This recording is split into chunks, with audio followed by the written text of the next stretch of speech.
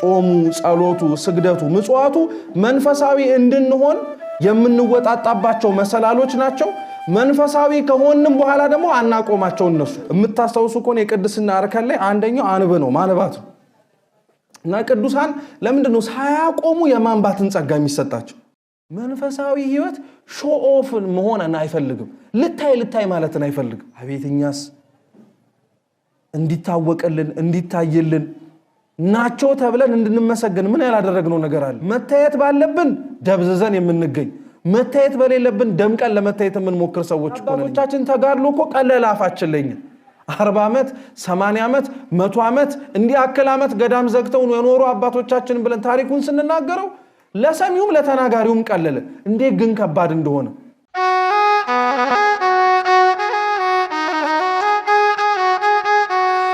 ዛሬ የምንማርበት የትምህርታችን ርዕስ የሚሆነው አንደኛ ቆሮንቶስ ምዕራፍ 12 ቁጥር 1 ላይ ባለ የቅዱስ ጳውሎስ መልእክት ይሆናል ምን ይላል ወንድሞች ሆይ ስለ መንፈሳዊ ነገር ታውቁ ዘንድ እወዳለሁ ይላል እስቲ ወንድሞች ሆይ በሉ ስለ መንፈሳዊ ነገር ታውቁ ዘንድ እወዳለሁ ወንድሞች ሆይ ስለ መንፈሳዊ ነገር ታውቁ ዘንድ እወዳለሁ እስቲ ለብቻችሁ በሉት የመጽሐፍ ልማድ ነው እንግዲህ ወንድሞች ብሎ መጥራት በወንድ አንቀጽ መናገር እንጂ ያው ሴቶችን የማይመለከት ጉዳይ ሆኖ አይደለም መጽሐፍት ላይ ወንዶች በወንድ አንቀጽ የሚጻፍ ብዙ መጽሐፍት እናገኛለን እና እነዚህ የመጻፋቸው ምክንያት የተጻፈላቸው ሰዎች አባቶቻችን ሲጽፉ የሀገሩን ባህል ስርዓት ያኗኗር ዘይቤ በጣም አክብረው ነው ምክንያቱም በቀደመው ጊዜ ላይ ወንጌል ብልሃት ይፈልጋል በመሰረቱ ማንንም ሰው ማስተማር ስለቻለና ዕውቀቱ ስላለው ብቻ ወጥቶ የሚያስተምርበት መድረክ አይደለም ምን ለማለት ነው አባቶቻችን ሐዋርያት መንፈስ ቅዱስን ገንዘብ አድርገው ብልያታቸው ታድሶላቸው ጀግኖች ሆነው ሲወጡ የወጡባቸው ቦታዎች ላይ በሙሉ አንዱ መንፈስ ቅዱስ እንዳለባቸው ማሳያው የጉልበትን የትግልን ገፍቶ መግባትን ሳይሆን የሚመርጡት በጣም ብልሃተኛ ነበሩ በምን በኩል መግባት እንዳለባቸው ያውቃሉና ይሄ ቅዱስ ጳውሎስ ነው የሐዋርያት ሥራ ምዕራፍ 17 ላይ በግሪክ የነበሩት የአሪዮስፋጎስን ምዕመናን ሊያስተምራቸው ሲገባ ጣዖት እንደሚያመልኩ አውቆ ጣዖት ማምለካቸውን ግን ታው ብሎ ከመናገሩ አስቀድሞ ብልሃትን ያስቀደመው ምን አላቸው እናንተ አማልክቶችን የምትፈሩ ህዝብ ትመስላላችሁ አላቸው ያው ለጣዖቶቻቸው ምን ያረጉ ስለሆነ ስለዚህ ሰው ተመስግኖ ያለው ነገር ጥሩ እንደሆነ የሆነ ያለህ ነገር ላይ ደግሞ መስተካከል አለበት ሲባል ማድመጥንና መስማትን ጆሮ ክፍት እንደሚያረግ ስለሚያውቅ በብልሃት ገባና ይሄንን ባህል ይሄንን ዘይቤ ጠንቅቀው ስለሚጽፉ ወንዶች ይያሉ ይናገራሉ እኛ ግን በዋነኝነት የቅዱስ ጳውሎስን መልእክቱን ይሄን ያነሳ ነው ስለምን ነገር እንድታወሩ ወዳለው የሚለው ስለምን ነገር ስለመንፈሳዊ ነገር እንድታወሩ መከራለው ያለው ነው እንግዲህ መንፈሳዊነት በጣም ቀላል የሆነ በአንድ ትንፋሽ የሚነገር ቃል ቢሆንም ለማብራራትና ትርጉሙ ይሄ ነው ብሎ ለመናገር ግን በጣም ከባድ ነገር ነው መንፈሳዊነትን እንዲህ አድርጎ ለማስረዳት በጣም ከባድ የሚያደርገው ነገር ምንድነው መንፈሳዊነት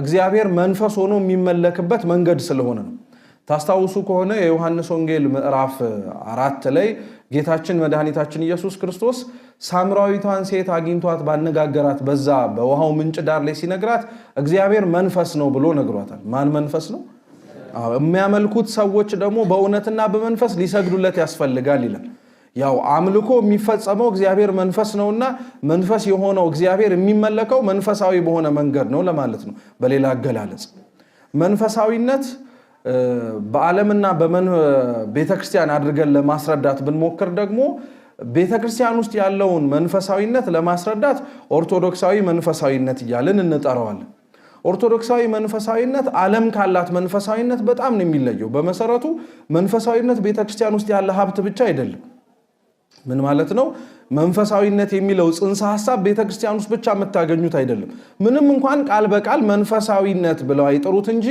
መንፈሳዊነት ሊያስገኘው የሚችለውን ነገር ግን ሊያስተጣቸው የሚችሉ በዓለም ላይ ልታገኟቸው የምትችሏቸው ነገሮች አሉ ለምሳሌ አንድ ሰው መንፈሳዊ ሲሆን ምን ፈልጎ ነው መንፈሳዊ የሚሆነው ሲባል የመጀመሪያው ሰላምና ጸጥታ ነው አይደለ እግዚአብሔርን የምናመልከው ከአምላካችን ስር ተጠግተን ለመኖር የምንመርጠው አምላካችን ምናችን ስለሆነ ሰላማችን ማረፊያችን ጸጥታችን ስለሆነ ነው አይደል? አንድ ሰው እግዚአብሔርን ሳያውቀው እግዚአብሔርን ሳይረዳው ይሄንን ሰላምና ጸጥታ ማግኘት ይችላል አይችልም? አዎ ዓለም ላይ እኮ መንፈሳዊ ብለው ቃሉን አይጠቀሙት እንጂ እግዚአብሔር መንፈስ ቅዱስ ሊሰጣቸው የሚችላቸውን የመንፈስ ፍሬዎች ግን በተለያየ መንገድ ሊሰጥ የሚችለው ሰው ግን ያለበት ዓለም ላይ ነው ያለው። ለምሳሌ ቅዱስ ጳውሎስ የገላትያ መልእክቱ ምዕራፍ 5 ቁጥር 22 ላይ ሲናገር የመንፈስ ፍሬዎች ብሎ የሚዘረዝራቸዋል። ፍቅር፣ ሰላም፣ ደስታ፣ መሰረታዊ እነዚህ ነገሮች ማለት ነው። አሁን እነዚህ ነገሮች ቅዱስ ጳውሎስ እያላቸው ያለው የማን ፍሬዎች ናቸው ነው ያለው። ግን ስለ ሰላም ሰው ስልጠና ሲሰልጥና አይታችሁ አታውቁም? ፍቅር ስልጠና ሲሰለጠን አይታችሁ አታውቁም? እሺ ለወጣቶች ናቸው አብዛኞቻችሁ የምትታዩን፣ ግን ጉግል ላይ ምናምን ነገር ሰው እንዴት ነው የሚፈቀረው ምናምን ብላችሁ ሰርች አድርጋችሁ አታውቁም? እና 10 ግሩም እና ድንቅ የሆኑ የማፍቀሪያ መንገዶች፣ ፍቅርን የመግለጫ መንገዶች፣ ፍቅርህን ለማሳደር ምናምን ተብሎ ዝርዝር ወርዶላችሁ አታውቁም? እና ሰው በስልጠና በልምድ በሀብት በማካበት የሚያመጣቸው ይመስላችኋል። ግን እነዚህ የማን ፍሬዎች ናቸው? የእግዚአብሔር የመንፈስ ቅዱስ ፍሬዎች ናቸው። እና ዓለም እንደነዚህ አይነት ነገሮችን በተለያየ ነገር ልትሰጥ እንደምትችል መስላ ትታያለች። ለምሳሌ በተለያየ በስፖርታዊ እንቅስቃሴ ሊሆን ይችላል።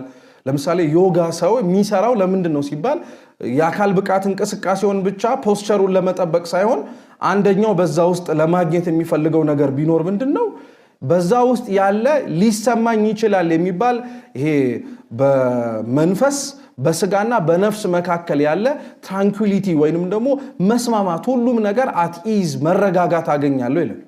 እየሰማችሁ ነው?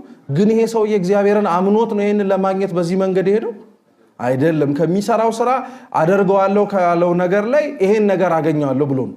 ይሄን መረዳት ለምን ያስፈልጋል መሰላችሁ? ዓለም የምትሰጠው መንፈሳዊነት ሰላምና ጸጥታ ላይ ያቆማል። ልክ ሰላምና ጸጥታውን ስታገኙት ከዛ በኋላ በዛ በሄዳችሁበት ስፒሪቹዋሊቲ ወይም መንፈሳዊነት ብለው ቃሉን አይጠቀሙት እንጂ በዛ መንገድ ስትሄዱ ልትሰጣችሁ የምትችለው የመጨረሻው ነገር ሰላምና ጸጥታ ነው።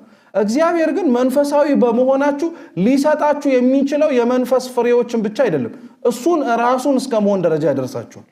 እየሰማችሁ ነው? እሱን ወደ መምሰል ደረጃ ማደግ የምትችሉበትን ህይወት ገንዘብ እንድታረጉ ያበቃችኋል። ስለዚህ የዓለም መንፈሳዊነት ማብቂያ አለው፣ ገደብ አለው፣ ወሰን አለው። ኦርቶዶክሳዊ መንፈሳዊነት ግን ወሰን ገደብ ልክ የለውም። ወሰንና ገደቡም ልኩ ምንድነው ብትባሉ እግዚአብሔርን ምን ማድረግ መምሰል። ስለዚህ መንፈሳዊነት ኦርቶዶክሳዊ መንፈሳዊነት እየተባለ የሚጠራው ይሄ ነው። ዓለም ግን ይሄንን ነገር እንደዚህ አድርጋ ማስቀመጥ ስለማትችል ከመንፈሳዊ ሀብት ወይም ከቤተክርስቲያኒቱ የሆነውን ነገር ወሰደች፣ በራሷ ደግሞ ያለውን ነገር ጨመረችበት። ቅዱስ ሄሬኔዎስ ሲናገር ምን ብሎ ይናገራል? ኑፋቄ እርቃኑን አይቆምም ይላል። እስኪ ኑፋቄ በሉ። እርቃኑን አይቆምም ምን ለማለት ነው? የሆነ ክህደት በሆነ ነገር ተሸፍኖ ነው ያለው። ለምሳሌ የአርዮስ ክህደቱ ወልድን ፍጡር ነው ብሎ ክብር ይግባውና አምላካችንን ሲናገር የሸፈነው ግጥም በመግጠም ውስጥ ባለ የክህሎት የሥነ ጥበብ ዕውቀቱና ጸጋው ነበር። ሌሎቹም ቤተክርስቲያን ውስጥ የሆነ ክህደት ሲያመጡ ለዛ ክህደታቸው ምን አይነት ሽፋን ይሰጡታል? የሆነ ከእምነቱ አማኝ ጋር ሊያስማማው የሚችል ደግሞ የሆነች ድንበር ያበጁለታል። መንፈሳዊነትን በጣም መጠንቀቅ ያለብን ለዚህ ነው። ዓለም ልትሰጠን የምትችለውን ነገር እግዚአብሔርም ሊሰጠን የሚችለው ነገር ነው ብለን መነሳት የለብንም። አደራ እግዚአብሔር ሁሌም ሊሰጠን የሚችለው እንድንኖረው ያዘጋጀልን ይሄ የተቀደሰው ህይወት በፍጹም ማን ልትሰጠን አትችልም። ዓለሟ ልትሰጠን የማትችለው ህይወት ነው። ይህን ህይወት እግዚአብሔር አምላክ ለሁላችን ያድለን። መንፈሳዊነት ሌላው ማወቅ ያለብን ነገር ምንድነው? በጣም መሰረታዊ የሆነ የአኗኗር ዘይቤ ብቻ ሳይሆን የመጨረሻው ይሄንን ህይወትም የመኖር ዋነኛው አስፈላጊነቱ ራሱ የምንኖረውን እግዚአብሔርንም ጭምር እንድናይ ስለሚያደርገን። ምን ለማለት ነው? የመንፈሳዊነት የመጨረሻው ግቡ እንዳልኳችሁ እግዚአብሔርን መስሎ መኖር ነው፣ ወይም እግዚአብሔርን መምሰል። እግዚአብሔርን መምሰልና ወይንም ደግሞ ሱታፌ አምላክ ደረጃ ላይ እንደ ቅዱስ ጳውሎስ አነጋገር ደግሞ እሱ ክርስቶስን እንደሚመስለው እሱ የሚከተሉ ምዕመናንም ጳውሎስን እንዲመስሉ ይናገራል አይደል? የመንፈሳዊነት መጨረሻው ጥጉ ይሄ ነው፣ እግዚአብሔርን መስሎ መኖር ማለት ነው። እና በዚህ ህይወት ውስጥ በሚጓዝ በማንኛውም መንፈሳዊ ህይወት ላይ ለመመላለስ ማወቅ ያለበት ነገር ምንድነው? ግቡ መጨረሻው ይሄ ስለሆነ እምንለካው የመንፈሳዊ ህይወታችንን የመጨረሻውን እግዚአብሔርን ጋር አብረን ኖረናል ወይ ከእግዚአብሔር ጋር አብረን መመላለስና አብረን መቆም ችለናል ወይ ብለን ነው እንጂ ጥቂት በመናገኛቸው በመንፈሳዊ ህይወት ውስጥ በመመላለሳችን እየከወናቸውና እያደረግናቸው ባሉት መንፈሳዊ ስነ ምግባራት ብቻ አይደለም። እየሰማችሁ ነው? ጾሙ፣ ጸሎቱ፣ ስግደቱ፣ ምጽዋቱ መንፈሳዊ እንድንሆን የምንወጣጣባቸው መሰላሎች ናቸው። መንፈሳዊ ከሆንም በኋላ ደግሞ አናቆማቸው። እነሱ እምንወጣው የምንወርደው በእነዚህ መሰላሉ። እየሰማችሁ ነው? ጾማችሁ ያገኛችሁትን እግዚአብሔር ልክ ስታገኙት ምን ማድረግ አትቆሙ። መጾም አታቆሙ፣ መጸለይ አታቆሙ፣ መስገድ አታቆሙ፣ መመጽወት አታቆሙ። መንፈሳዊ የሆኑ ነገሮችን በሙሉ ከማድረግ አታቆሙ።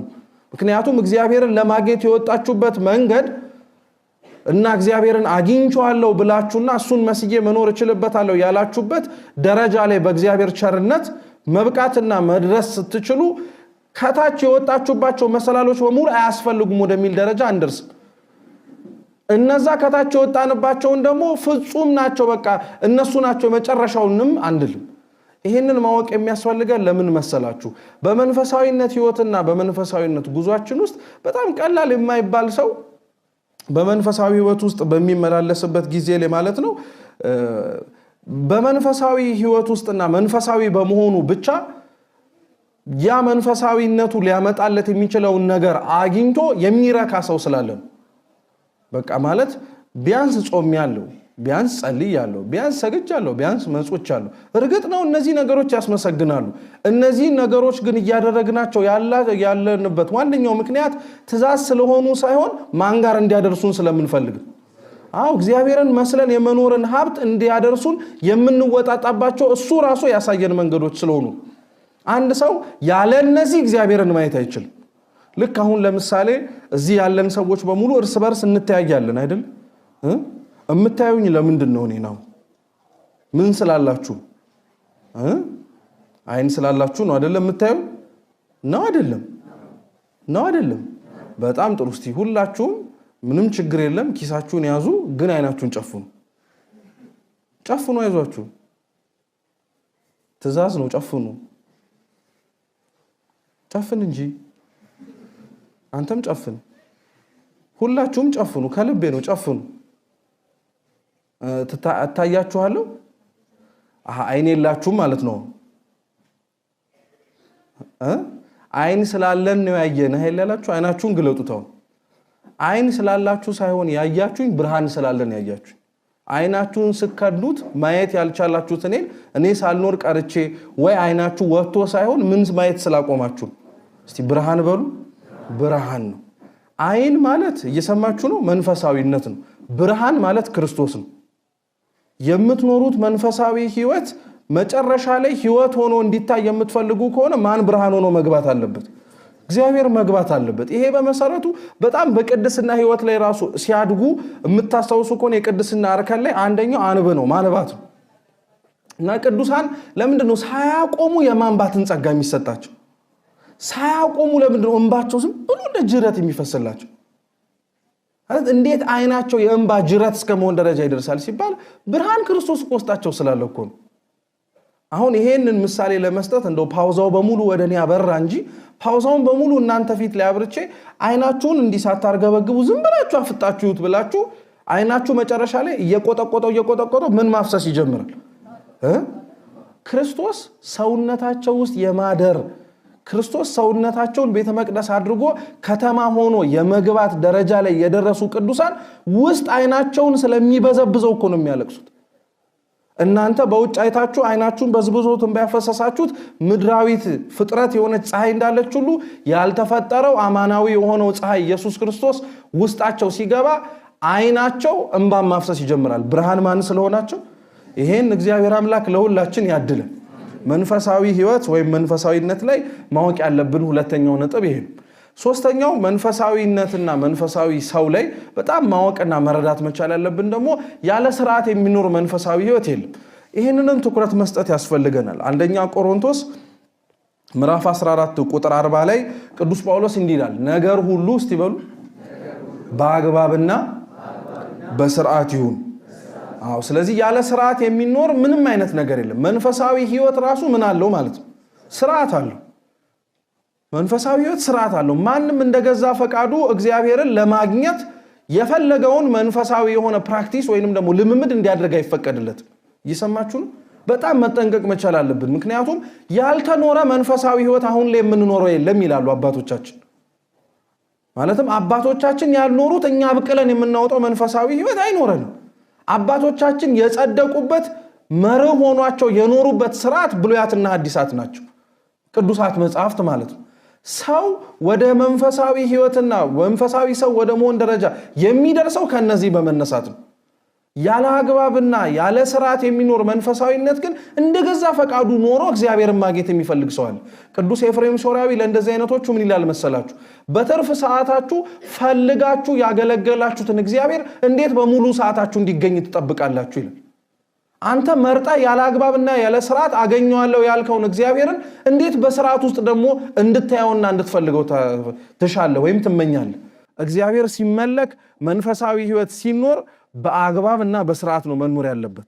አለበለዚያ ጥቅሙን እናገኘዋለን ብለን የጀመርነው መንፈሳዊነት እግዚአብሔርን ከማግኘት ይልቅ ራሳችሁን የምታጡበት፣ እግዚአብሔርን ፈልጋችሁ ከማግኘት ይልቅ ደግሞ የምንከስሩበት ይሆናል። እንዲህ ከመሆንም እግዚአብሔር አምላክ ይሰውረን። መንፈሳዊነት የመጨረሻው ማወቅ ያለብን ትርጉም በጣም ባጭሩ ምን ማለት ነው?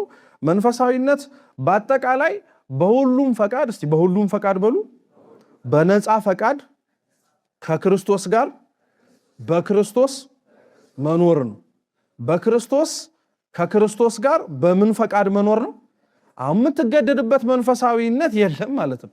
ማለት ተገደህ የምትጾመው፣ የምትጸልየው፣ የምትሰግደው፣ የምትመጸውተው ምጽዋት አይኖርም። መንፈሳዊ ነኝ ብለህ የምታምን ከሆነ በሙሉ እነዚህ ነገሮች የምታረጋቸው በምን ፈቃድ ነው? በነፃ ፈቃድ ነው። ማንም አያስገድድም። መንፈሳዊነት የሚባለው በነፃ ፈቃድ በክርስቶስ፣ እስቲ በክርስቶስ በሉ፣ ከክርስቶስ ጋር መኖር። በክርስቶስ መኖር ማለት እናንተ በሱ ውስጥ ትኖራላችሁ። ጌታችን ኢየሱስ ክርስቶስ ስለ ቅዱስ ሥጋውና ስለ ክቡር ደሙ የዮሐንስ ወንጌል ምዕራፍ 6 ላይ ሲናገር እንዲህ ነው ያለው፣ ሥጋዬን የበላ ደሜን የጠጣ የምን ሕይወት አለው? እኔ በእርሱ እኖራለሁ፣ እርሱም በማን ይኖራል? በእኔ ይኖራል አለ። መንፈሳዊነት ማለት ይሄ ነው። እርሱ በእኔ ይኖራል፣ እኔም በሱ እኖራለሁ የሚለው ምን ማለት መሰላችሁ? እናንተ እግዚአብሔር በእናንተ ቢኖር ያን ያክል የሚደንቅ ነገር አይደለም። እንዲሁም በጣም የሚያስፈልግ ነገር ነው አይደል? መንፈሳዊ የሚያስብላችሁ ቅድም አይን ስላላችሁ ሳይሆን ብርሃኑ ማን ሲሆን ነው ብያችኋል። አዎ። ስለዚህ በመንፈሳዊነት እሱ እንዲመጣ እሱ ሰውነታችሁ ውስጥ እንዲገባ መፈለግ በጣም አስፈላጊ ጉዳይ ነው። ግን ጌታችን ስለ ሥጋና ደሙ ሲናገር እርሱም በማን ይኖራል? በእኔ ይኖራል አለ። የእኛና የክርስቶስ ግንኙነት ምን ማለት መሰላችሁ? እሱ ራስ ነው፣ እኛ ሕዋሳት ነን አይደል? እኛ በሱ እንኖራለን ማለት እሱ በሚያዘንና እሱ ኑሩ በሚለን መንገድ ምን እናረጋለን ማለት ነው። ያለ ስርዓትና ያለ መርህ የሚኖር መንፈሳዊነት የለም ማለት ይሄ ነው። ጭንቅላት አዞት የማይታዘዝ እጅ አለ? ጭንቅላት አዞት የማይታዘዝ እግር አለ? ጤነኛ ከሆነ ማለት ነው? የለም በፍጹም። ክርስቶስ ራስ ሆኖት የሚኖር መንፈሳዊ ነኝ ብሎ የሚያምን ሰው በሙሉ ክርስቶስ እያዘዘውና እየነገረው ያለውን ነገር በሙሉ በክርስቶስ ከክርስቶስ ጋር በነፃ ፈቃዱ የሚኖረው ህይወት መንፈሳዊነት እየተባለ ይጠራል። ይሄ መንፈሳዊነት ስለ እግዚአብሔር ካወቅነው በላይ ደግሞ ከእግዚአብሔር ጋር አብሮ መኖር። በመሰረቱ መንፈሳዊነትን አባቶቻችን ሲናገሩ ምን ብለው ይናገራሉ? ቴዎሎጂ is different from theosis ይላሉ። እየሰማችሁ ነው? ቴዎሎጂ ማለት ስለ እግዚአብሔር ማወቅ ማለት ነው። ቴዎሲስ ደግሞ ማለት ከእግዚአብሔር ጋር መኖር ማለት ነው። ስለ እግዚአብሔር የምታውቁት ዕውቀት ከእግዚአብሔር ጋር አብራችሁ ይኖራችሁ እንዳይመስላችሁ በጣም መጠንቀቅ አለብን። አብዛኞቻችን ቃለ እግዚአብሔሩን መስማታችን፣ ጣዕመ ዝማሬውን መዘመራችን፣ በተለያዩ ነገሮች ውስጥ ራሳችንን ተሳታፊ አድርገን እግዚአብሔር ማን ነው ተብለን ስንጠየቅ የምንሰጣቸው መልሶች ስለ እግዚአብሔር ያወቅነው ዕውቀት ነው እንጂ እግዚአብሔርን አውቀነው አይደለም። እግዚአብሔርን ማወቅ የዕውቀት ሳይሆን የህይወት ጉዳይ ነው የሚሆን። ለዛ ነው በቅድስና እርከን ላይ ራሱ መንፈሳዊነት ሲቀመጥ በሶስት መንገድ ነው የሚመጣው።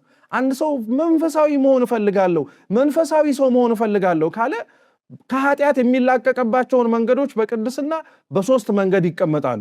ንጽሐ ሥጋ፣ ንጽሐ ነፍስና ንጽሐ ልቡና የሚባለው ማለት ነው። እስቲ ንጽሐ ሥጋ በሉ፣ ንጽሐ ነፍስ፣ ንጽሐ ከዛስ ንጽሐ ሥጋ የሚባለው በእንግሊዘኛው መንጻት ወይንም ደግሞ ፒዩሪፊኬሽን የሚባለው። አንድ ሰው መንፈሳዊ ህይወትን የሚጀምረው ከመንጻት ነው።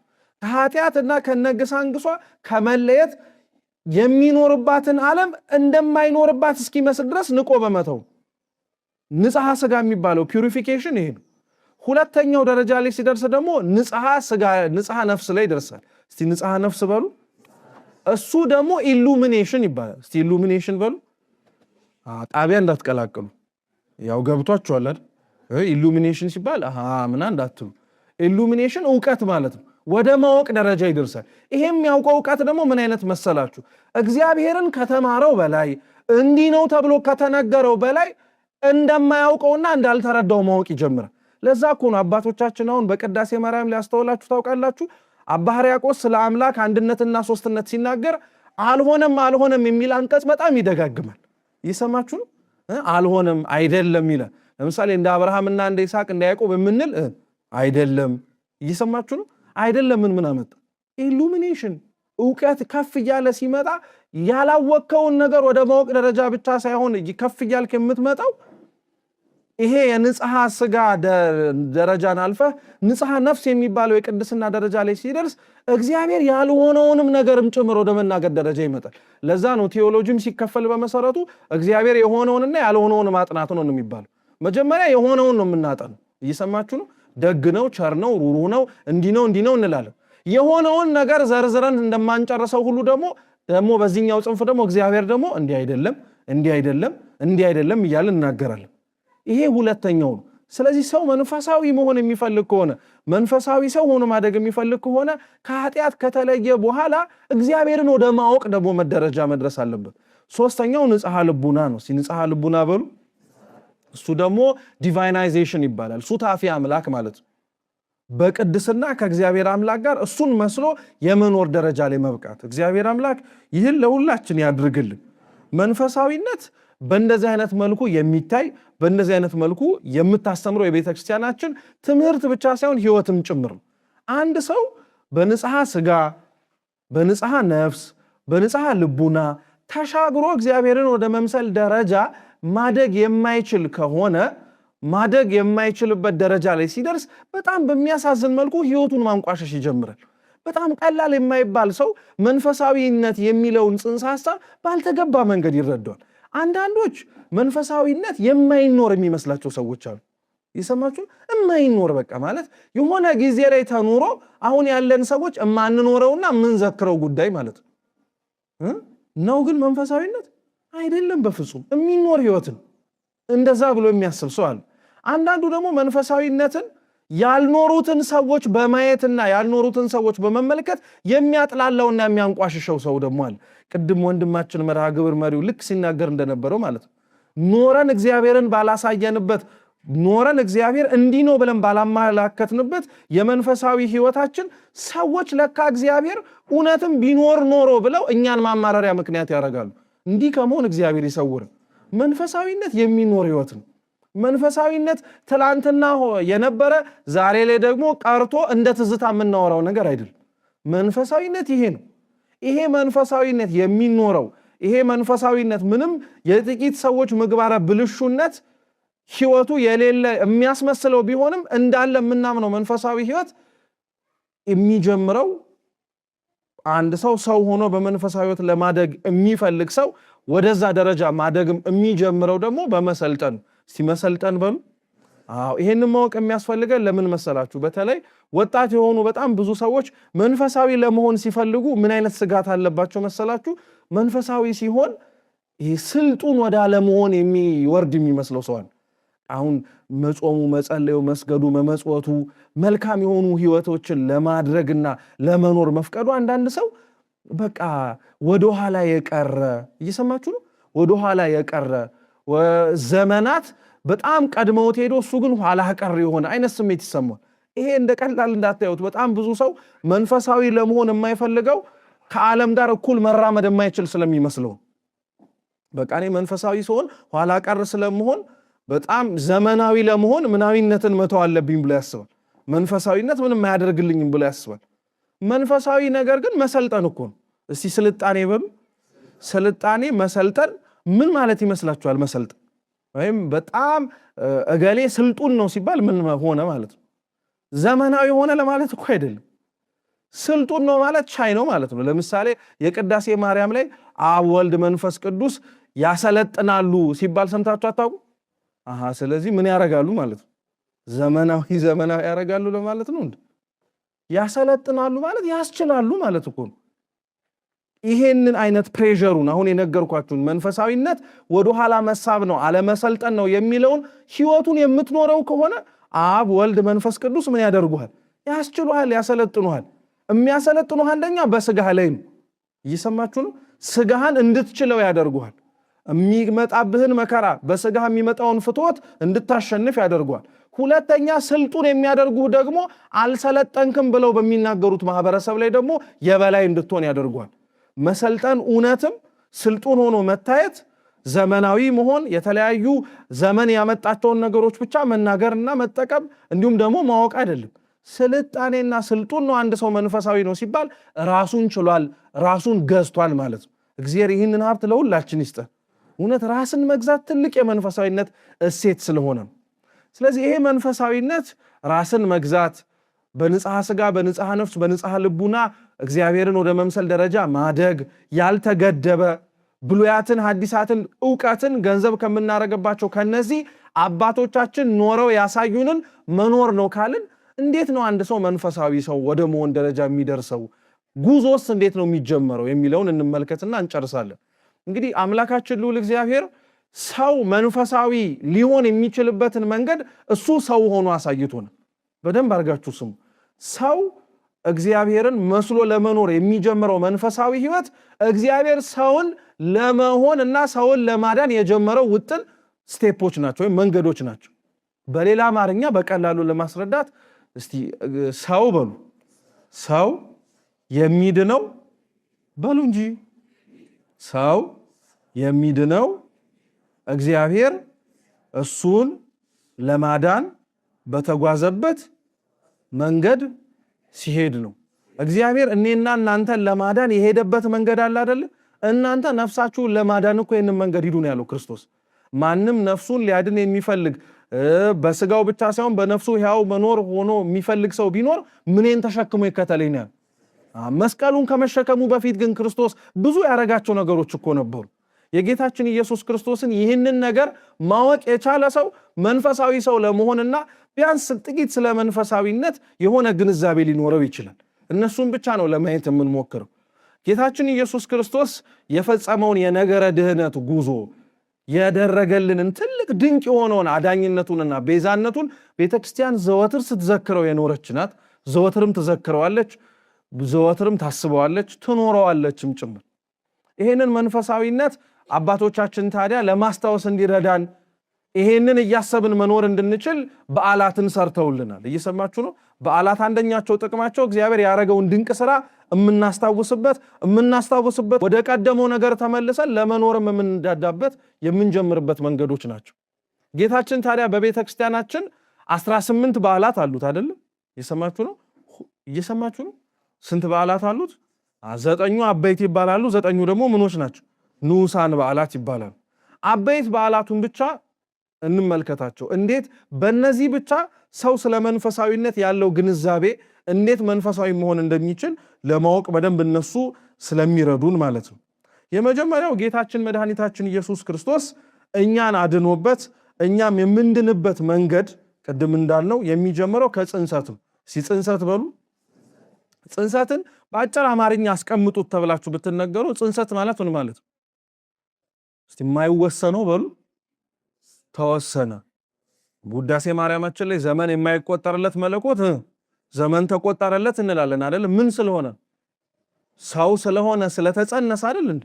ጽንሰት ማለት ሰው ሆነ እኮ ማለት ነው አይደል እንዴ? ወይስ ሲወለድ ነው ሰው ሆነ የምንለው? አረ የልብ እያሰባችሁበት ነው? ሰው የሚሆነው መቼ ነው? ሲጸነስ ሰው ነው አይደል?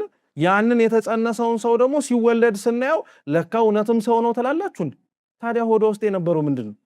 ሌላ ነገር ሊሆን አይችልም አይደለም? ለዚህ ጽንሰት የማይወሰነው ምን አረገ የምንልበት ተወሰነ ብለን እንናገራለን። ለመንፈሳዊ ህይወት ይሄ መንፈሳዊ ሰው ለመሆን የሚፈልግ ሰው ይሄንን በዓል እንዴትም አድርጎ መረዳት አለበት ይላሉ መሰላችሁ የአባቶቻችን ትምህርት። የማይወሰነው ተወሰነ፣ ካሉ በኋላ የተወሰነውም የማይወሰን ሆነ። እየሰማችሁን? የማይወሰነው ምን አደረገ? ተወሰነ። በሁሉም ያለው አምላካችን መድኃኒታችን ልዑል እግዚአብሔር በአጭር ቁመት በጠባብ ደረት በማን ማህፀን ውስጥ አደረ? በእመቤታችን በቅድስት ድንግል ማርያም ማህፀን ውስጥ አደረ።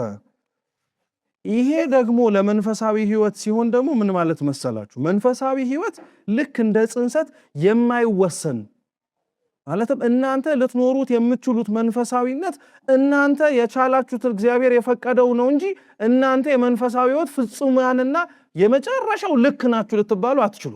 እየሰማችሁ ነው? እየገባችሁ ነው? በፍጹም ሊሆን አይችልም። መንፈሳዊነትን እና መንፈሳዊ ሰው ለመሆን መጀመሪያ ሰው ማወቅ ያለበት እኔ የምኖረው መንፈሳዊ ህይወት መጨረሻው አይደለም ብሎ በማመን መጀመሪያው ነው እንጂ ብዙ እኮ የመንፈሳዊ ህይወት አለ። መመነን ነው እንዳትሉ፣ በምናኔ የተጀመረ ህይወት እኮ በጣም ብዙ አይነት ሌሎች የመንፈሳዊ ህይወት እሴቶች እኮ ተጨምረውበት በጣም ብዙ። አንዳንዶች ራሳቸውን እስከ መጣልም ጭምር ደረጃ የደረሱበት የመንፈሳዊ ህይወት ምናኔ የለም። ምናኔ ገዳም መግባት ብቻ ነው እንዳትሉ፣ ገዳም ሳይገቡ ቤታቸውን ገዳም አድርገው ይኖሩ እኮ ነበሩ እንደ ቅዱስ ዮሐንስ አፈወርቅ አይነቶቹ። አንተ አንቺ እኛ ልንኖረው የምንችለው የመንፈሳዊ ህይወት እየተለማመድ ነው ያለ ነው። ልምምድ ፍጻሜው አይደለም፣ ጅማሬው ሊሆን ይችላል እንጂ። እየሰማችሁ ነው? ጽንሰት ማለት የማይወሰነው ተወሰነ ማለት ትልቅ ከሆነው መንፈሳዊ ህይወት አንተ ውስጥ ያለው አንተ ውስጥ እንድትኖረው እየተለማመድከው ያለው እግዚአብሔር በፈቀደና በወደደ መልኩ የቻልከው ነው እንጂ ፍጻሜው አይደለም ለማለት ነው። ከጽንሰት በኋላ ያለው የጌታችን በዓል ደግሞ ልደትን ከጌታችን ከኢየሱስ ክርስቶስ ከጽንሰቱ ጋር አብረን አስተሳስረን ብንመለከተው ጌታችን ኢየሱስ ክርስቶስ በተጸነሰበት ቀን የተወለደው አይደለም። ተስኖት ነው? አሁንም አይደለም። ለምን መቆየት አስፈለገው? እውነት ሰው መሆኑን ለማሳየት አይደለም። የሰው ልጅ በማህፀን ውስጥ የሚቆየው ጤነኛ ነው ከተባለ ስንት ወር? 9 ወር ከ5 ቀን ቆይቶ ከዛ በኋላ ምን ያደርጋል? ይወለዳል፣ ከእናቱ ማህፀን ይወጣል ይባላል አይደለ? በነዛ በ9 ወር ሂደታት ውስጥ ጽንሱ በየጥቂቱ ያድጋል አይደለ? ክርስቶስም ፍጹም ሰው ስለሆነ በእመቤታችን ማህፀን ውስጥ በየምኑን ያደገው። መንፈሳዊ ህይወት እንዲህ ነው፣ በየጥቂቱ የሚታደግበት፣ በአንዴው ማማ ላይ የምትወጣበት አይደለም። በአንዴው ጣሪያው ላይ ደርሳ የመሰላሉ ጫፍ ላይ ወጣ አሁን በቅቻለሁ የምትልበት አይደለም። መንፈሳዊ ህይወት በየጥቂቱ ምን የሚደረግበት የሚታደግበት። ሁለተኛው በዚህቹ በልደት ውስጥ ማወቅ ያለባችሁት ደግሞ ከጠባቡ ወደ ሰፊው የምትወጡበትም ነው አይደለ? ልደት ሲባል ጌታችን ከመቤታችን ከቅድስት ንጽሕት ድንግል ማርያም ያ የ15 ዓመት ልጅ ብላቴና ማህፀን ውስጥ ነበረ 9 ወር። ከዛ በኋላ ደግሞ የመውለጃዋ ወራት ሲደርስ ደግሞ ያለምንም ምጥ ያለምንም ጭንቅ ያለምንም ልብ ጋር ከመቤታችን ምን አደረገ? አው መጽነስ ሐሳብ ነው። ምንድነው አልኳችሁ? ሐሳብ ነው። መውለድ ደግሞ መስራት ማለት ነው። በልደት ውስጥ የምትማሩት የመንፈሳዊነት ወይም መንፈሳዊ ሰው የመሆን እሴት ሁሉም ባይሆንም ቢያንስ ግን በምትችሉት መልኩ የተጸነሰና የታሰበ መልካም ነገር በሙሉ መወለድ አለበት ማለት ምን ማድረግ አለበት ማለት ነው? መሰራት አለበት። መንፈሳዊ ሰው ምን ሆኖ እንደዛ ነው። ያሰብከውን መንፈሳዊ የሆነውን ነገር መልካም የሆነውን ነገር ከማሰብ ባሻገር ምን ማድረግ ስትችል፣ መስራት መኖር ስትችል። ብዙ ያሰብናቸው እኮ መልካም ነገሮች አሉ ተውት ማድረግ የማንችለው ግን ማድረግ እየቻለን ያላደረግነው መንፈሳዊና መልካም ነገር የለም። ስለዚህ መንፈሳዊ ለመሆን የሚፈልግ ሰው ግን የሚችል ካለ የማታደርጉትና አላደርገውም ብላችሁ የምታስቡት ያ የመንፈሳዊነት የህይወት ጥግ ጣሪያው ላይ ለመድረስ አሁን በአቅማችሁ አስባችሁት ማድረግ የምትችሉትን መንፈሳዊ ህይወት ማድረግ መጀመር አለባችሁ። ሁላችንም አለብን። ከልደት ቢያንስ ይሄንን ነገር መማር እንችላለን። ሌላኛው የልደት ውስጥ ማወቅ ያለብን ደግሞ በጣም የሚደንቀው ነገር ለዓለሙ ይቅርታ ከዓለሙ ይልቅና በዓለሙ ውስጥ ካለው ይልቅ በጣም ጌታችን ኢየሱስ ክርስቶስ ተመችቶት ያረፈበት የማን ማህፀን? መንፈሳዊ ህይወት ማለት ይሄ ዓለም ላይ ያለው በሁሉም የመላው እግዚአብሔር በሁሉም ካለበት ከዓለም ይልቅ ማንን ማረፊያ አድርጎ መምረጥ አለበት? እናንተን፣ እኛን መምረጥ አለበት። እኛን ማረፊያው አድርጎ መምረጥ አለበት። ሰውነታችን የሱ ቤተ መቅደስ አይደለም? መንፈሳዊነት ወይም መንፈሳዊ ሰው ለመሆን የሚፈልግ ሰው የሚችል ካለ መምረጥን የፈለገ ሰው ካለ መሆን የሚፈልግ ሰው ካለ እግዚአብሔር ቤተ መቅደስ አድርጎ ቤቱን ሰውነቱን ምን ማድረግ አለበት? ማረፊያ መቀመጫ ማድረግ አለበት። ሶስተኛው ጥምቀት ነው። እስቲ ጥምቀት በሉ። ጥምቀት ነው። ጥምቀት ጌታችን ኢየሱስ ክርስቶስ የተጠመቀው በውሃ ነው። ለመንፈሳዊ ሕይወት አድርገን ብንመለከተው ጥምቀት እድፍን ማስወገጃ በሆነው በውሃ ነው ጌታችን የተጠመቀው። ውሃ እንግዲህ ማንም ሰው ጸደኩኝ ብሎ ምንድነው ጸደኩኝ ስላችሁ ባለጸጋ ነኝ ብሎ ድሃ ነኝም ቢል ሰውነቱን የሚታጠበው በምንድን በውሃ ነው። ውሃ በሰውነቱ ላይ ያለውን እድፍ ምን ያደርግለታል? ያጠራለታል። መንፈሳዊ ሕይወት እንዲህ ነው። የሌላውን እድፍ የምታጠሩበት ሳይሆን የማንን እድፍ የምትነቅሉበት፣ የራሳችንን እድፍ የምንነቅልበት፣ የራሳችንን ለእግዚአብሔር የሚጎረብጠውን ሰውነታችን ውስጥ አድሮ እንዳይኖር ሊያደርገው የሚችለውን ነገር የምታጥብበት ነው መንፈሳዊ ሕይወት ማለት። መንፈሳዊ ሰው ማለት ይሄ ነው። ከሌላው ጉድፍ ይልቅ የማንን ጉድፍ ማየት የሚችል፣ የራሱን ድክመት ማየት የሚችል ሰው እድፍን ማስወገድ ማለት ነው። ሌላኛው የውሃ መልኩ ምንድነው ብትባሉ፣ ውሃ ጽሩይ ከሆነ የማንን መልክ ያሳያል? የሰውን የራሱን የፊቱን መልክ ያሳያል አለን። መንፈሳዊ ሕይወት እኮ ማለት ይሄ የምትኖረው መንፈሳዊ ሕይወት ያንተን የራስህን መልክ ያሳያል እንጂ ሊኖረው ያልቻለውን ሰው መልክ የጎረቤትህን ያሳያልን? ታውት ይቅርና መንፈሳዊነት በመሰረቱ ቅዱስ ያዕቆብ እንኳን በመልእክቱ ሲናገር የእግዚአብሔር ቃል መስታወት ነው ይላል። ማንም በመስታወት ፊት የማንም መልክ ብቻ ነው ማየት የሚችል። እኛ እኮ የኖርን ባለው መንፈሳዊት የሰው ሕይወት ነው የምንገምት። እኛ የኖርን ለመኖር እየተለማመድን ባለነው መንፈሳዊ ሕይወት ላይ ራሳችንን ከማየት ይልቅ ሰው እናይበታለን። እንዲህ አላረጉም እኮ እንዲህ አልሆኑም እኮ እንዲህ መደረግ እየተቻለው አልሆነበትም እኮ እያልን እኛ ስለኖር ነው መንፈሳዊ ሕይወት እየኖር ነው ስላለ ነው መንፈሳዊ ሕይወት። በመንፈሳዊ ሕይወት ውስጥ ራሳችንን እያየን ጉድፋችንን እያጸዳን ነውራችንን እየነቀልን ከእግዚአብሔር ጋር አብረን መጓዝ ሲጠበቅብን የሌላውን እናያለን። ጥምቀት ማለት በመንፈሳዊ ሕይወት የምናየው ይህንን ያመላክተናል ማለት ነው። ሶስተኛው ደብረ ታቦር ነው። አራተኛው አይደለ? ጽንሰት አልን፣ ልደት፣ ጥምቀት፣ ከዛ ምንድን ነው? ደብረ ታቦር። የጌታችን አበይት በዓላትን እንመዘረዝርላችሁ። እንዳልኳችሁ መግቢያው ላይ እኛን ያዳነበት መንገድ እኛ ምን የምናረግበት እግዚአብሔርን ለመምሰል የምንጓዝበት መንገድ ነው ብያችኋል። ደብረ ታቦር። ደብረ ታቦርን ደግሞ በምን ማስታወስ ትችላላችሁ? ደብረ ታቦር ጥያቄና መልስ የተከናወነበት መርሃ ግብር ነው። ማለትም ደግሞ ንግግርና ተግባር አንድ የሆነበት ነው። የማርቆስ ወንጌል ምዕራፍ 9 ላይ ስትመለከቱ ጌታችን ኢየሱስ ክርስቶስ በዛች በደብረ ታቦር ላይ ብርሃነ መለኮቱን የገለጠው አስቀድሞ እታች ሆነው ሳለ ጠይቋቸው ነበር። ሰዎች የሰውን ልጅ ማን ይሉታል ያላቸው፣ አንዳንዶች ኤርሚያስ ነህ፣ አንዳንዶች ከነቢያት መካከል አንዱ ነህ ብለው ይናገራሉ አሉት። ከዛ እናንተስ ማን ትሉኛላችሁ ሲል ቅዱስ ጴጥሮስ ፈጠን ብሎ ምን ብሎ ነገር፣ አንተ የሕያው የማን ልጅ ነው? እስቲ በሉ አንተ የማን ልጅ ነህ? የሕያው የእግዚአብሔር ልጅ ነህ አለው። ጌታችን ይህንን መልስ ሲሰጠው አመስግኖታል። በመሰረቱ ጴጥሮስ ሆይ አንተ ብፁዕ ነህ፣ ይህንን ምንና ምን አልገለጠልህም? አዎ መንፈሳዊ ሕይወት የምትኖሩትን ማን ገልጦት የሚኖር ሕይወት እግዚአብሔር ገልጦት የሚኖር ነው እንጂ በስጋዊ ምርምር ምን የምታረግበት አይደለም፣ የምትደርስበት አይደለም። ጴጥሮስ አባታችን ክርስቶስን የሕያው የእግዚአብሔር ልጅ መሆኑን ያወቀው ምንና ምን ገልጦለት አይደለም፣ ስጋና ደም አልገለጠለትም፣ ሰማያዊ አባቴ ገልጦልህ ነው አለ። ይሄንን ንግግሩን ግን ክርስቶስ ከንግግር ባለፈ በተግባር ሊያሳያቸው ፈለገ። ሶስቱን የምስጢር ሐዋርያት ወደ ታቦር ተራራ አወጣቸውና በፊታቸው ገጹ፣ መልኩ፣ ልብሱ መቀየር ጀመረ። ጴጥሮስ እታች ሆኖ አንተ የሕያው የእግዚአብሔር ልጅ ነው ያለውን ምስክርነት አብ ደግሞ በደመና ሆኖ ማን እንዲሰማው አደረገው? ጴጥሮስ እንዲሰማው አደረገው። አንተ የተናገርከው ማን የሚናገረው ነው የሚለው እንዲያውቅ። ቅድም አላልኳችሁ? እናንተ የምትኖሩት መንፈሳዊ ሕይወት ማን የኖረውን? አባቶች እናቶቻችን የኖሩትን እኮ ነው። እናንተ ኖራችሁት ምስክር ሊሆን የሚችል ሕይወት መኖር አለበት ማለት። አንድ አባት መጥቶ ይሄንንም እኔ ኖሬዋለሁ የሚል ማለት ይሄንን እኔ አድርጌዋለሁ የሚል። ከዛ ውጪ ግን ጥሉን ብትመለከቱት ደብረ ታቦር እኛ ከምንወርድበት የመንፈሳዊ ሰው የመንፈሳዊነት ሕይወት ትምህርታችን አንጻር የተናገረውን ንግግር በተግባር ክርስቶስ ያሳየበት አብሯቸው ለዘመናት ሲመላለስ እንደዛ ብርሃነ መለኮቱ አብርቶ ምድር ላይ ታይቷቸው አረታው ታይቷቸው የዛች የታቦር ተራራ ላይ ብቻ እኮ ነበር የታያቸው። ያቺ የታቦር ተራራ ላይ ብቻ ነው የታያቸው። ምን ማለት መሰላችሁ? መንፈሳዊ ሕይወት ሾው ኦፍ መሆንን አይፈልግም። ልታይ ማለትን አይፈልግም። ማንጸባረቅ እየቻለ ማብራት እየቻለ ፊቱ በገጻቸው ሆኖ መለወጥ እየቻለ ግን እነሱን መስሎ ነበር የሚኖሩ። አቤትኛስ እንዲታወቅልን እንዲታይልን ናቸው ተብለን እንድንመሰገን ምን ያላደረግነው ነገር አለ? መታየት ባለብን ደብዝዘን የምንገኝ፣ መታየት በሌለብን ደምቀን ለመታየት የምንሞክር ሰዎች እኮ ነን እኛ።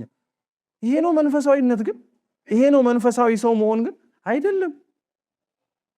ጌታችን የተናገረውን በተግባር አሳያቸው። እኛ ያወራነውን በመንፈሳዊ ህይወታችን ላይ በተግባር እንኖራለን? ጹሙ፣ ጸልዩ፣ ስገዱ፣ መጽውቱን ተዉት፣ ሱባኤ ግቡ ቀላል እኮ ነው ሲነገር። ኧረ በስመ አብ በጣም ነው የምናሳዝነው እኮ እኛ። የአባቶቻችን ተጋድሎ እኮ ቀለለ አፋችን ላይ። 40 ዓመት 80 ዓመት 100 ዓመት እንዲህ አክል ዓመት ገዳም ዘግተው የኖሩ አባቶቻችን ብለን ታሪኩን ስንናገረው ለሰሚውም ለተናጋሪውም ቀለለ። እንዴት ግን ከባድ እንደሆነ እኛ የተናገርነውን ለመኖር እግዚአብሔር አምላክ ይፍቀድልን። እውነት መንፈሳዊነት ይሄ ስለሆነ ነው። ከደብረ ታቦር በኋላ የምታገኙት በዓል ሆሳዕና ነው። እስቲ ሆሳዕና በሉ። ሆሳዕና ማለት መድኃኒት ማለት ነው። ጌታችን ኢየሱስ ክርስቶስ ስሙ ራሱ ኢየሱስ ማለት ምን ማለት ነው? መድኃኒት ማለት ነው። ወደዛች ወደ ቢታንያ ክፍል አድርጎ ወደ ኢየሩሳሌም ለመጨረሻ ጊዜ ከመሰቀሉ በፊት የገባበት በዓል ነው። ምን ማለት ነው? በመንፈሳዊት ብታረጉሙት ክርስቶስ መጥቶ የተመላለሰው መድኃኒት ነውም ጭምር የተባለው ለራሱ ነው ወይስ ለኛ? ለኛ ነው። በመሰረቱ የትኛው መድኃኒት ለራሱ መድኃኒት ሊሆን አይችልም። ለምሳሌ ፓራሲታሞል ለራሱ የራስ ምታት መድኃኒት መሆን ይችላል? ኧረ ምን ቅን ሰዎች ናችሁ ማለት የምትገዙት መድኃኒት ለራሱ መድኃኒት ይሆናል እንዴ? መድኃኒትነቱ የሚሰራው ለማን ነው? ለሌላ ነው አይደል እንዴ? ጌታችን መድኃኒታችን ኢየሱስ ክርስቶስም መድኃኒት ነው። እንደ መድኃኒትነቱ ደግሞ መድኃኒት ሆኖ የመጣው ለማን? ለኛ ነው። መንፈሳዊነት ማለት ይሄ ነው። ለሌላው መድኃኒት መሆን አለብህ። ለሌላው ለሚታመመው ወንድም እህት መትረፍ መቻል አለብህ። ጳውሊ የካቲት 2 አልነበረ ዓመታዊ ክብረ በዓሉ ትላንትና? ጻድቁ አባታችን በረከቱ ለሁላችን ትድረሰን። የጳውሊ መድኃኒት እንጦንስ ነበር። የእንጦንስ መድኃኒት ጳውሊ ነበር። ብዙ በቅዱሳን ህይወት ላይ የሆነ ችግር ሲመጣባቸው እግዚአብሔር አምላክ ከመጣባቸው ፈተና የሆነ መድኃኒት አድርጎ የሚሰጣቸው ሰዋል። የሆነ ማረጋጋ ማጽናኛ አድርጎ የሚሰጣቸው ሰዋል። አላወቅነውም እንጂ እኮ ቅዱስ ቂርቆስ ለኛ መድኃኒታችን ነው። የሆነ መንፈሳዊ ሰው መሆን ሲያቅትህ፣ መንፈሳዊነትን መኖር በጣም ሲደክም መድኃኒትህ እኮ እሱ ነበር። አይተው ለካ ሰው እንዲህ ይኖራል ተኑሯልም ጭምር ብለን እንድንስተካከል የሚያደርገን ጌታችን ወደዛች ወደ ቢታንያ የገባው እንዳልኳችሁ መድኃኒት ስለሆነ ነው አይደል? እንደ መድኃኒትነቱ ግን ከዛ በኋላ ያለው የሆሳዕና ክብረ በዓል ሲቀጥል ሆሳዕናን አክብረን ዓርብ ላይ ምን እናከብራለን? ስቅለት የጌታችን አበይት በዓል ነው። የስቅለት ላይ በጣም መሰረታዊ ቁም ነገሩ መድኃኒት ሊሆን የሚፈልግ ሰው ቢኖር በሙሉ ከፍ ብሎ መታየት አለበት። ለምሳሌ እዚህ ሰፈር ያሉ የመድኃኒት ቤት ሬክላሞች የቱ ጋር ነው? ትንሽ ከፍ ብሎ ነው አይደለ? ወይስ መድኃኒት ቤት መሆኑን የምታውቁት መሬት ላይ ተጽፎ ነው? ከፍ ብሎ ነው አይደለ? እምከመተላልኩ ምድር ስህብ ኩሉ አብየ ከምድር ከፍ ባልኩኝ ጊዜ ላይ ሁሉን ስባለው አለ ጌታችን። ትክክለኛ መንፈሳዊ ህይወት ያለው ሰው የመንፈሳዊ ህይወትነቱን ስጦታ መጨረሻ ላይ ለሁሉም ከፍ ብሎ መታየት ነው። ምን ላይ የምትሉ ከሆነ በመከራ በእንግልት በስቃይ መንፈሳዊ ነኝ፣ መንፈሳዊ ህይወት አለኝ፣ መንፈሳዊ ሰው ነኝ እኮ ማለት ሙሉ በሙሉ ከመከራ ንጹህ ነኝ ማለት እኮ አይደለም። እንዴት አድርገን እየተረዳ ነው ሆነን ነው? መንፈሳዊነት ከእግዚአብሔር ጋር እኮ መኖር ማለት ሰላም ነው ብቻ ለማለት እኮ ሳይሆን ፈተናም ወጀብም ጭንቀትም እንግልትም ቢመጣ ግን ከማን ጋር ነን ለማለት። አዎ የተሰቀልንበት እኮ መስቀል እግዚአብሔር አምላክ እንድንሸከመው ያደረገን መስቀል እኮ መሞታችን እኮ አይደለም መድኃኒታችንና መትረፊያችን እንደሆነ ታውቃላችሁ። መድኃኒታችን እኮ ነው። እግዚአብሔር እንድንሸከመው ያደረገን መስቀል እኮ መዳኛችን እኮ ነው። እግዚአብሔር አምላክ እንድንሸከመው ያደረገን መከራ እኮ እሱ ባወቀ ለነፍሳችን ቤዛ የምትሆንበት ነገር እኮ ናት። ነፍሳችን እንድትድን ምክንያት እኮ ናት ያለችው። ስቅለት ማለት እኮ ይሄን የተጠላውን ሰው ሁሉ ያንቋሽሸው የነበረውን ያንን ሌሎች ሰዎች የሚሰቀሉበት ሌሎች እስራኤላውያን እንዲሰቀሉ የተወሰነበት ሮማውያን ለራሳቸው ዜጋዎች ግን የሚያሰቅሉበትን መስቀል አይደል ክርስቶስ የተሰቀለበት።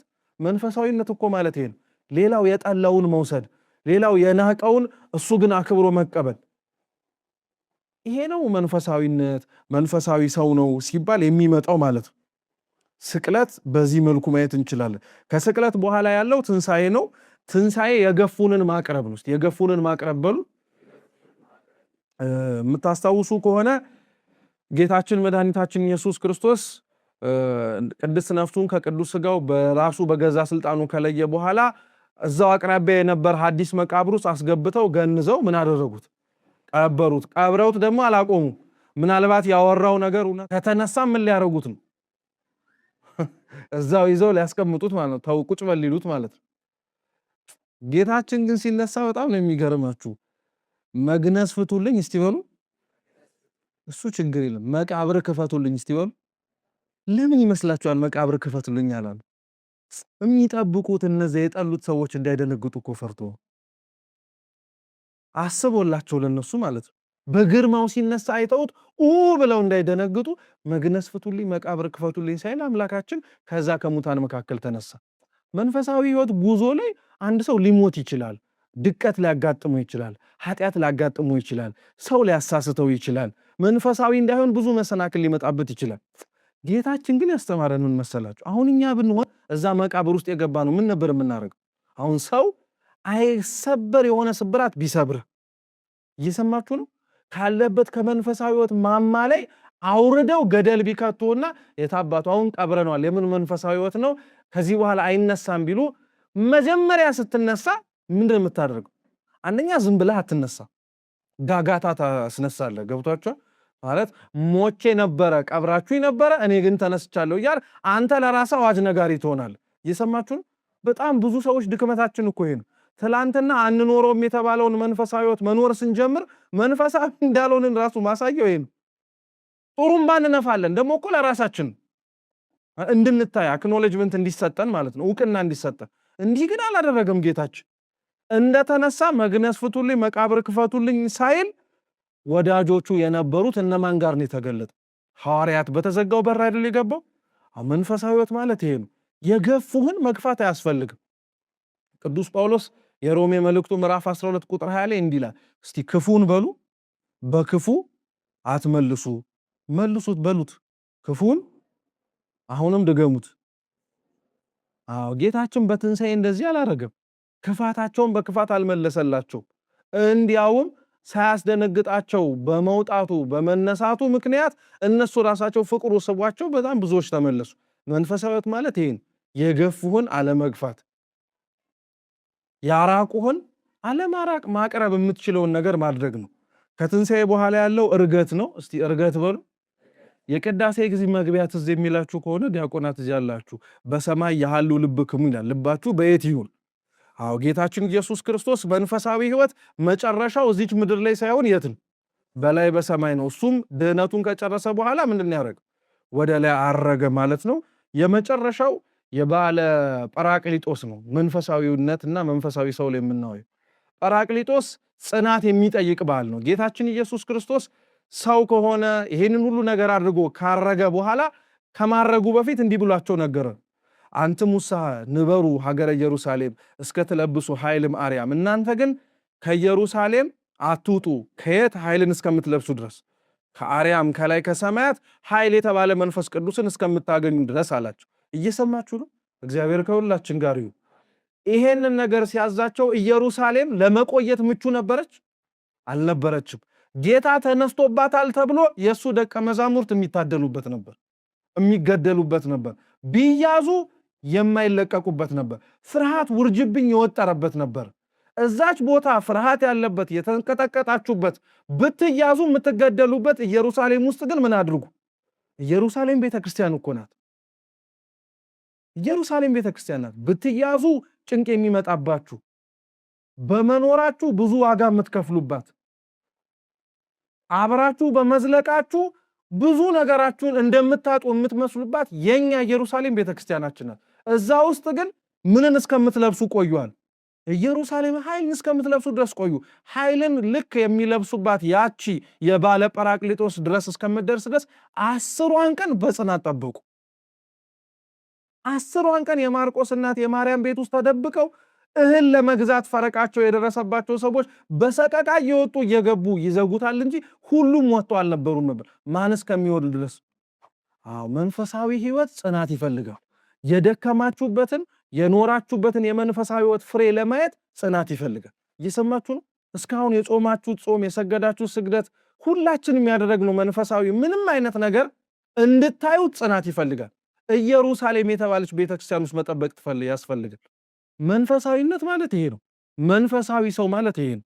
እውነቴን ነው የምላችሁ ቤተክርስቲያን አሁን ባለንባቸው ረጅም ዓመታት ውስጥና እስካሁን ሁላችንም በእድሜያችን በቆየንባቸው ቆይታዎች ውስጥ በጣም ብዙ ያነሳት ቢገኝ በከተማ ውስጥ ደስ የሚል አይነት ነገር የሚኖረው በጣም ብዙ የምናደርጋቸው ነገሮች ሳይሆን መንፈሳዊነት ነው።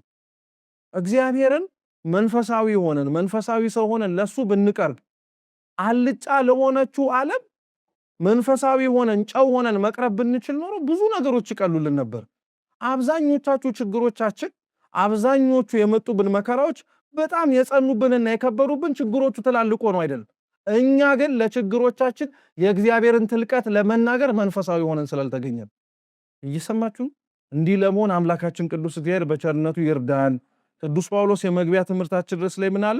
ወንድሞች ሆይ ስለምን እንድታወሩ ወዳለሁ ከማውራት ባለፈ እንድንኖረው ደግሞ በቸርነቱ እግዚአብሔር አምላክ ይርዳን። ያስተማረን የመከረን አምላካችን ስሙ የተመሰገነ ይሁን።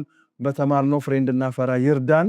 በጎደለው በነጠበው በፍጹም ትሕትና ተቀምጣችሁ በምትማሩ በአባቶቻችን በእናቶች እንዲሁም በእህቶች በወንድሞች በመምህራን የሚታረም የሚስተካከል ይሁን። ወስብሐት ለእግዚአብሔር።